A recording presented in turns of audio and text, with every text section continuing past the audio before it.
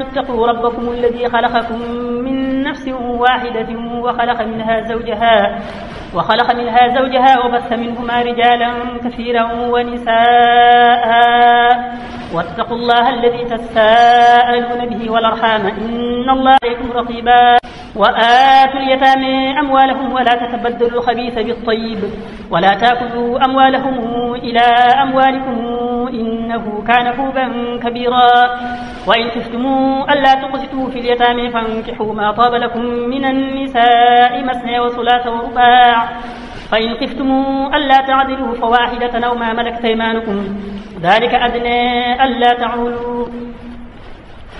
وآتوا النساء صدقاتهن نحلة فإن طبن لكم عن شيء منه نفسا فكلوه هنيئا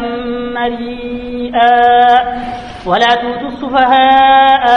أموالكم التي جعل الله لكم قيما وارزقوهم فيها واكسوهم وقولوا لهم قولا معروفا وابتلوا اليتامى حتى إذا بلغوا النكاح فإن آنستم منهم رشدا فادفعوا إليهم أموالهم ولا تأكلوها إسرافا وبدارا أن يكبروا ومن كان غنيا فليستعفف ومن كان فقيرا فليأكل بالمعروف فإذا دفعتم إليهم أموالهم فأشهدوا عليهم وكفى بالله حسيبا للرجال نصيب مما ترك الوالدان والأقربون وللنساء نصيب مما ترك الوالدان والأقربون مما قل منه أو كثر نصيبا مفروضا وإذا حضر القسمة أولو القربى واليتامى والمساكين فارزقوهم منه وقولوا لهم قولا معروفا وليخشى الذين لو تركوا من خلفهم ذرية ضعافا خافوا عليهم فليتقوا الله وليقولوا قولا سديدا إن الذين يأكلون أموال اليتامى ظلما إنما يأكلون في بطونهم نارا وسيصلون سعيرا يوصيكم الله في أولادكم للذكر مثل حظ الأنثيين فإن كن نساء فوق اثنتين فلهن ثلثا ما ترك وإن كانت واحدة فلها النصف ولأبويه لكل واحد منهما السدس مما ترك إن كان له ولد فإن لم يكن له ولد وورثه أبواه فلأمه الثلث فإن كان له إخوة فلأمه السدس من بعد وصية يوصي بها أو دين آباؤكم وأبناؤكم لا تدرون أيهم أقرب لكم نفعا فريضة من الله إن الله كان عليما حكيما ولكم نصف ما ترك أزواجكم إن لم يكن لهن ولد فإن كان لهن ولد فلكم الربع مما تركن من بعد وصية يوصين بها أو دين ولهن الربع مما تركتم إن لم يكن لكم ولد فإن كان لكم ولد فلهن الثمن مما تركتم من بعد وصية توصون بها أو دين وإن كان رجل يورث كلالة أو امرأة وله أخ أو أخت فلكل واحد منهما السدس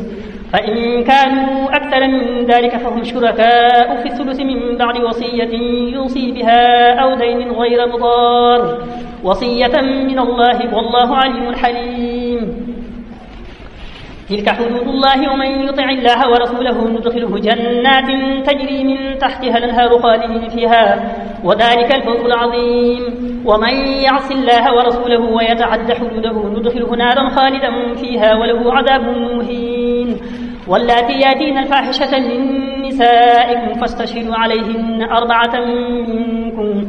فإن شهدوا فأمسكوهن في البيوت حتى يتوفيهن الموت أو يجعل الله لهن سبيلا واللذان ياتيانها منكم فآذوهما فإن تابا وأصلحا فأعرضوا عنهما إن الله كان توابا رحيما إنما التوبة على الله للذين يعملون السوء بجهالة ثم يتوبون من قريب فأولئك يتوب الله عليهم وكان الله عليما حكيما وليست التوبة للذين يعملون السيئات حتى إذا حضر أحدهم الموت قال إني تبت الآن ولا الذين يموتون وهم كفار أولئك أعتدنا لهم عذابا أليما يا أيها الذين آمنوا لا يحل لكم أن ترثوا النساء كرها ولا تعضلوهن لتذهبوا ببعض ما آتيتموهن إلا أن يأتين بفاحشة مبينة وعاشروهن بالمعروف فإن كرهتموهن فعسى أن تكرهوا شيئا ويجعل الله فيه خيرا كثيرا. وإن أردتم استبدال زوج مكان زوج وآتيتم إحداهن قنطارا فلا تأخذوا منه شيئا تأخذونه بهتانا وإثما مبينا. وكيف تأخذونه وقد أفضى بعضكم إلى بعض وأخذن منكم ميثاقا غليظا. ولا تنكحوا ما نكح آباؤكم من النساء إلا ما قد سلف إنه كان فاحشة ومقتا وساء سبيلا. حرمت عليكم أمهاتكم وبناتكم وأخواتكم وعماتكم وخالاتكم وبنات الأخ وبنات الأخت وأمهاتكم اللاتي أرضعنكم وأخواتكم من الرضاعة وأمهات نسائكم وربائبكم اللاتي في هجوركم من نسائكم اللاتي دخلتم بهن فإن لم تكونوا دخلتم بهن فلا جناح عليكم. وحلائل أبنائكم الذين من أصلابكم وأن تجمعوا بين الأختين إلا ما قد سلف إن الله كان غفورا رحيما. والمحصنات من النساء إلا ما ملكت أيمانكم كتاب الله عليكم وأحل لكم ما وراء ذلكم أن تبتغوا بأموالكم محسنين غير مسافحين. فما استمتعتم به منهن فآتوهن أجورهن فريضة ولا جناح عليكم فيما تراضيتم به من بعد الفريضة إن الله كان عليما حكيما. ومن لم يستطع منكم طولا أن ينكح المحصنات المؤمنات فمما ملكت أيمانكم من فتياتكم المؤمنات والله أعلم بإيمانكم بعضكم من بعض فانكحوهن بإذن أهلهن وآتوهن أجورهن بالمعروف محصنات غير مسافحات ولا متخذات أخدان. فإذا أحسن فإن أتين بفاحشة فعليهن نصف ما على المحصنات من العذاب ذلك لمن خشي العنة منكم وأن تصبروا خير لكم والله غفور رحيم.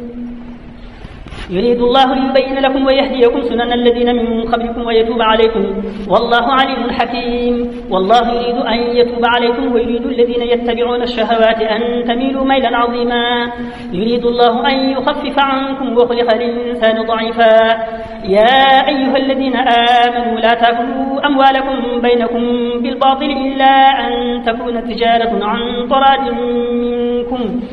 ولا تقتلوا أنفسكم إن الله كان بكم رحيما.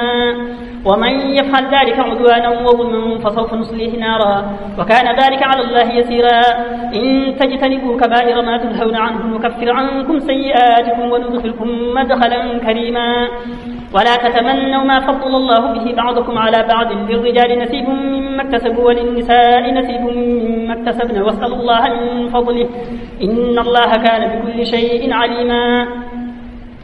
ولكل جعلنا مواليا مما ترك الوالدان والأقربون والذين عاقدت أيمانكم فآتوهم نصيبهم إن الله كان على كل شيء شهيدا. الرجال قوامون على النساء بما فضل الله بعضهم على بعض وبما أنفقوا من أموالهم فالصالحات قانتات حافظات للغيب بما حفظ الله واللاتي تخافون نشوزهن فاعظوهن واهجروهن في المضاجع واضربوهن فإن طعنكم فلا تبغوا عليهن سبيلا إن الله كان عليا كبيرا. وإن خفتم شقاق بينهما فابعثوا حكما من أهله وحكما من أهلها إن يريدا إصلاحا يوفق الله بينهما إن الله كان عليما خبيرا. واعبدوا الله ولا تشركوا به شيئا وبالوالدين إحسانا وبذي القربى واليتامى والمساكين والجار ذي القربى والجار الجنب والصاحب بالجنب وابن السبيل وما ملكت أيمانكم إن الله لا يحب من كان مختالا فخورا. الذين يبخلون ويأمرون الناس بالبخل ويكتمون ما آتيهم الله من فضله وأعتدنا للكافرين عذابا مهينا. والذين ينفقون أموالهم رئاء الناس ولا يؤمنون بالله ولا باليوم الآخر ومن يكن الشيطان له قرينا فساء قرينا. وماذا عليهم لو آمنوا بالله واليوم الآخر وأنفقوا مما رزقهم الله وكان إن الله لا يظلم مثقال ذرة وإن تك حسنة يضاعفها ويؤت من لدنه أجرا عظيما. فكيف إذا جئنا من كل أمة بشهيد وجئنا بك على هؤلاء شهيدا. يومئذ يود الذين كفروا وعصوا الرسول لو تستوي بهم الأرض ولا يكتمون الله حديثا. يا أيها الذين آمنوا لا تقربوا الصلاة وأنتم سكارى حتى تعلموا ما تقولون ولا جنبا إلا عابري سبيل حتى تغتسلوا وإن كنتم مرضى أو على سفر أو جاء أحد منكم من الغائط أو لامستم النساء فلم تجدوا ماء فتيمموا صعيدا طيبا فامسحوا بوجوهكم وأيديكم إن الله كان عفوا غفورا.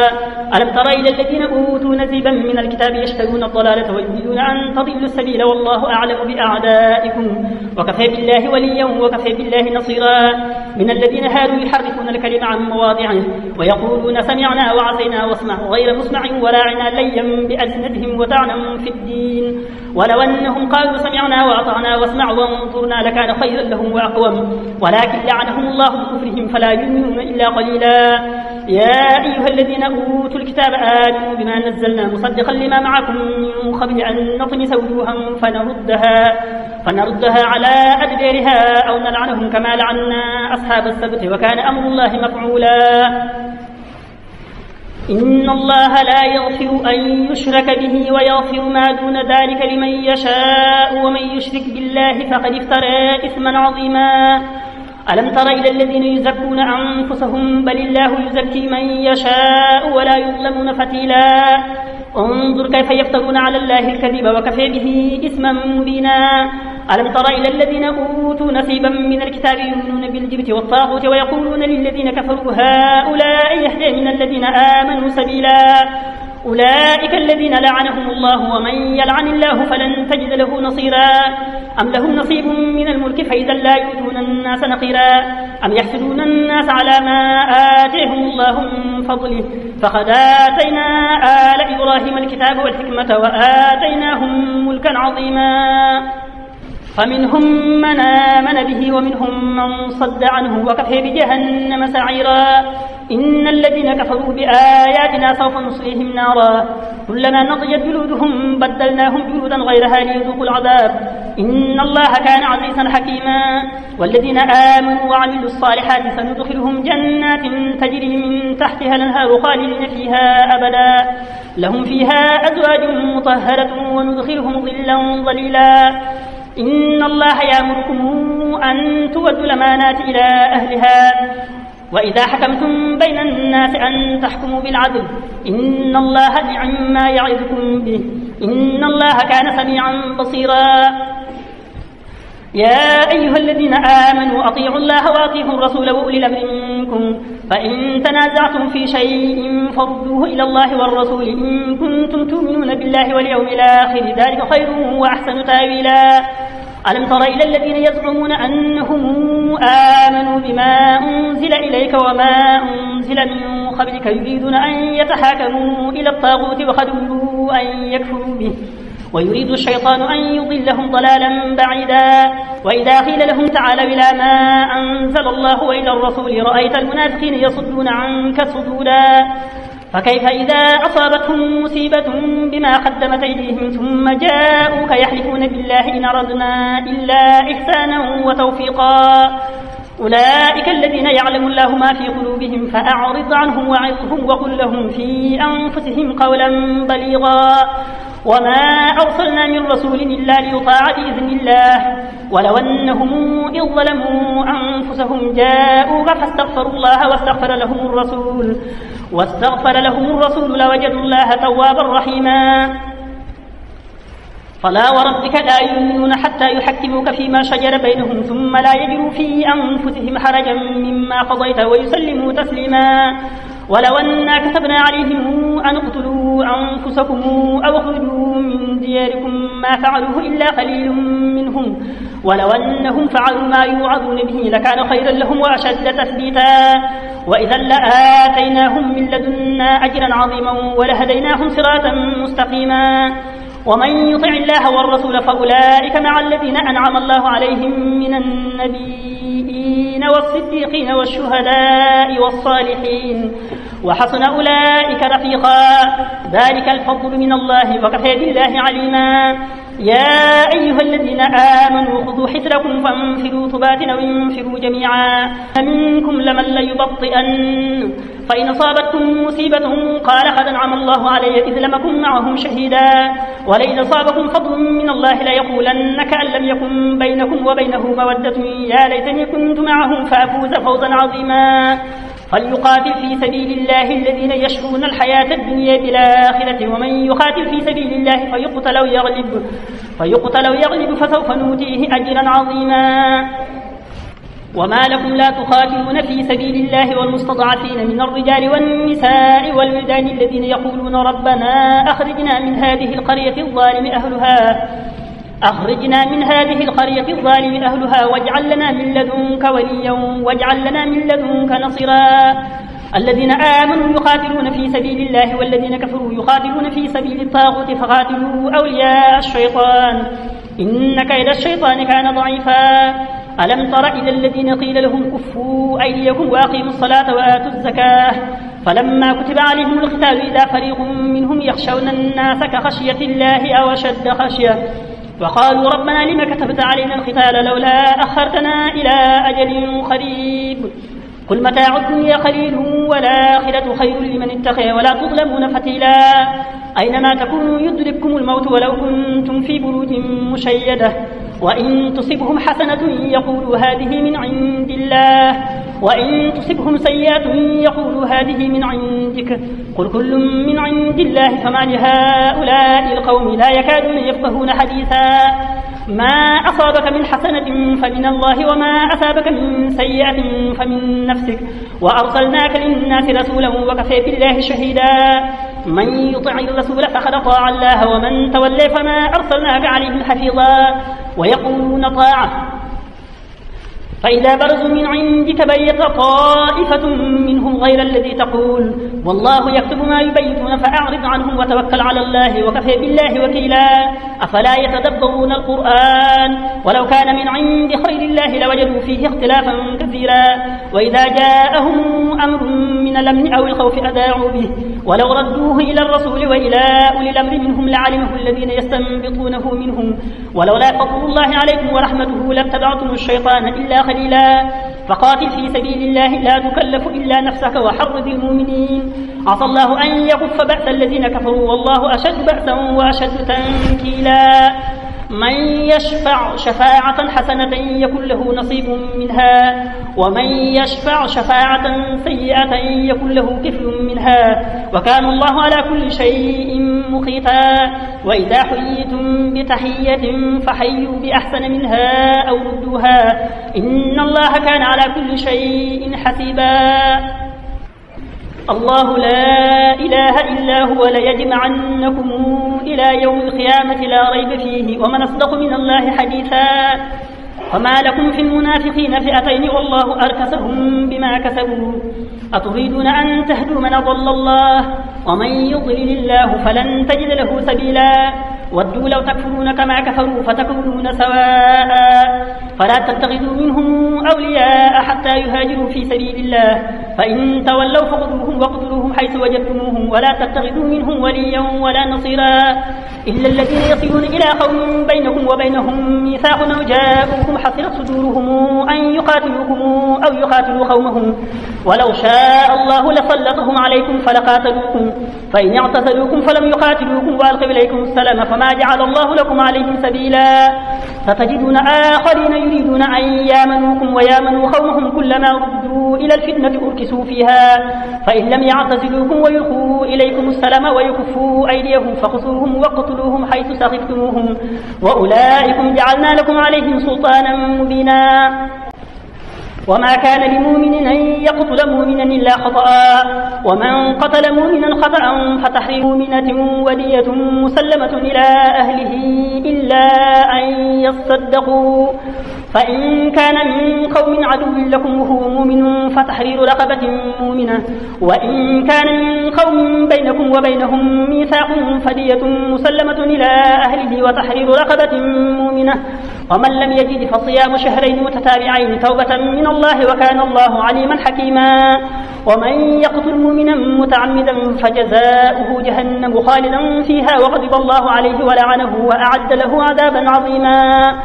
يا أيها الذين آمنوا إذا ضربتم في سبيل الله فتبينوا ولا تقولوا لمن ألقى إليكم السلام لست مؤمنا تبتغون عرض الحياة الدنيا فعند الله مغانم كثيرة كذلك كنتم من قبل فمن الله عليكم فتبينوا إن الله كان بما تعملون خبيرا لا يستوي القاعدون من المؤمنين غير أولي الضرر والمجاهدون في سبيل الله بأموالهم وأنفسهم فضل الله المجاهدين بأموالهم وأنفسهم على القاعدين درجة وكلا وعد الله الحسنى وفضل الله المجاهدين على القاعدين أجرا عظيما درجات منه ومغفرة ورحمة وكان الله غفورا رحيما إن الذين توفيهم الملائكة ظالمي أنفسهم قالوا فيما كنتم قالوا كنا مستضعفين في الأرض قالوا ألم تكن أرض الله واسعة فتهاجروا فيها فأولئك مأويهم جهنم وساءت مصيرا إلا المستضعفين من الرجال والنساء والولدان لا يستطيعون حيلة ولا يهتدون سبيلا فأولئك عسى الله أن يعفو عنهم وكان الله عفوا غفورا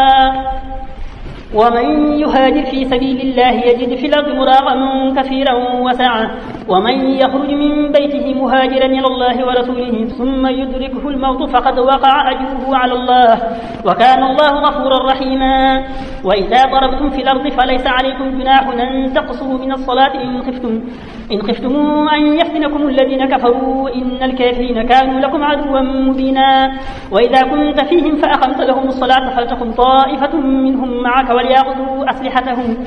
فإذا سجدوا فليكونوا من ورائكم ولتأت طائفة أخرى لم يصلوا فليصلوا معك وليأخذوا حذرهم وأسلحتهم ود الذين كفروا لو تغفلون عن أسلحتكم وأمتعتكم فيميلون عليكم ميلة واحدة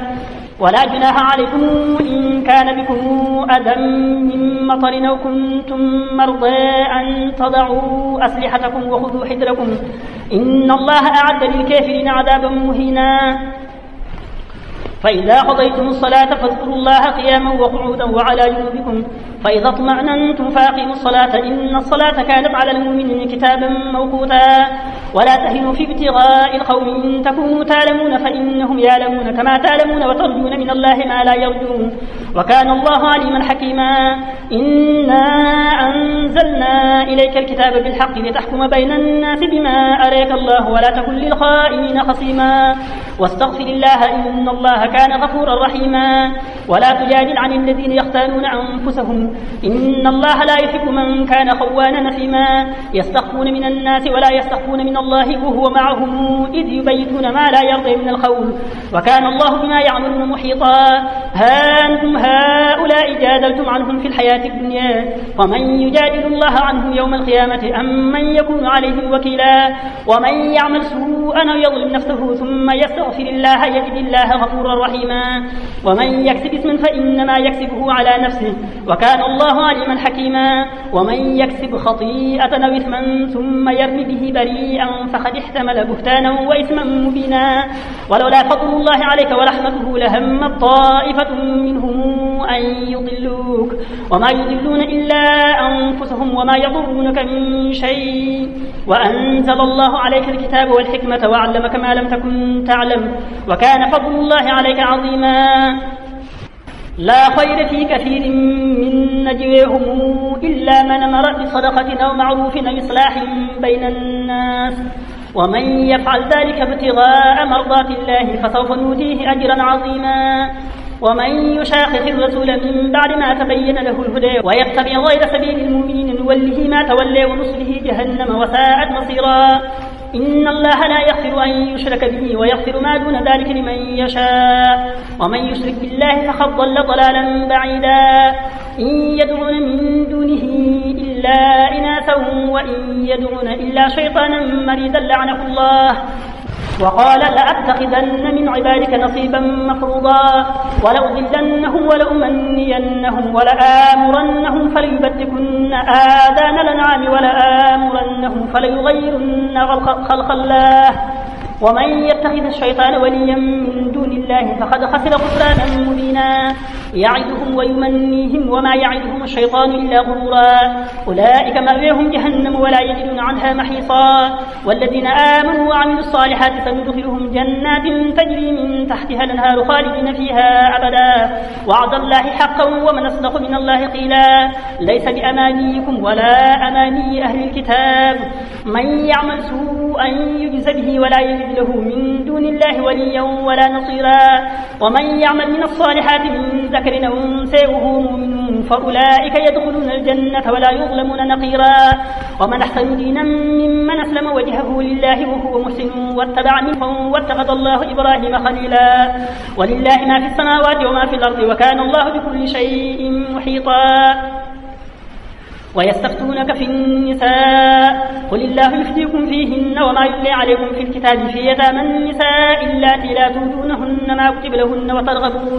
وترغبون أن تنكحوهن والمستضعفين من الولدان وأن تقوموا لليتامى بالقسط وما تفعلوا من خير فإن الله كان به عليما وإن امرأة خافت من بعلها نشوزا أو إعراضا فلا جناح عليهما أن يصالحا بينهما صلحا والصلح خير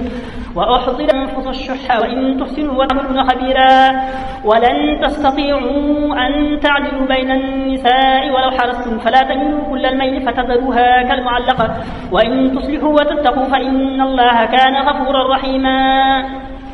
وإن يتفرقا يغني الله كلا من سعته وكان الله واسعا حكيما ولله ما في السماوات وما في الأرض ولقد وصينا الذين أوتوا الكتاب من قبلكم وإياكم أن اتقوا الله وإن تكفروا فإن لله ما في السماوات وما في الأرض وكان الله غنيا حميدا ولله ما في السماوات وما في الأرض وكفى بالله وكيلا إن يشأ يذهبكم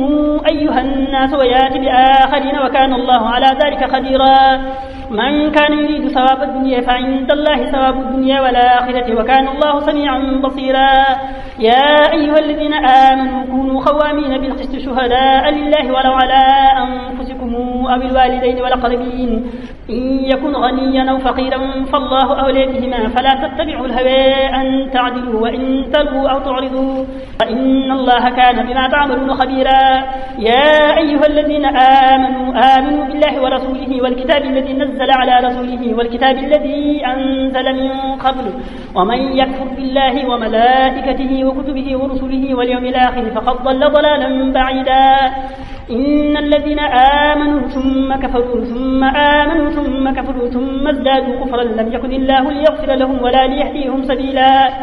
بشر المنافقين بأن لهم عذابا أليما الذين يتخذون الكافرين أولياء من دون المؤمنين أيبتغون عندهم العزة فإن العزة لله جميعا وقد نزل عليكم في الكتاب أن إذا سمعتم آيات الله يكفر بها ويستهزأ بها فلا تقعدوا معهم حتى يخوضوا في حديث غيره إنكم إذا مثلهم إن الله جامع المنافقين والكافرين في جهنم جميعا الذين يتربصون بكم فإن كان لكم فتح من الله قالوا ألم نكن معكم وإن كان للكافرين نصيب قالوا ألم نستحوذ عليكم ونمنعكم من المؤمنين فالله يحكم بينكم يوم القيامة ولن يجعل الله للكافرين على المؤمنين سبيلا إن المنافقين يخادعون الله وهو خادعهم وإذا قاموا إلى الصلاة قاموا كسالى يراءون الناس ولا يذكرون الله إلا قليلا مذبذبين بين ذلك لا إله هؤلاء ولا إله هؤلاء ومن يضلل الله فلن تجد له سبيلا يا أيها الذين آمنوا لا تتخذوا الكافرين أولياء من دون المؤمنين أتريدون أن تجعلوا لله عليكم سلطانا مبينا إن المنافقين في الدرك الأسفل من النار ولن تجد لهم نصيرا إلا الذين تابوا وأصلحوا واعتصموا بالله وأخلصوا دينهم لله فأولئك مع المؤمنين وسوف يؤتي الله المؤمنين أجرا عظيما ما يفعل الله بعذابكم إن شكرتم وآمنتم وكان الله شاكرا عليما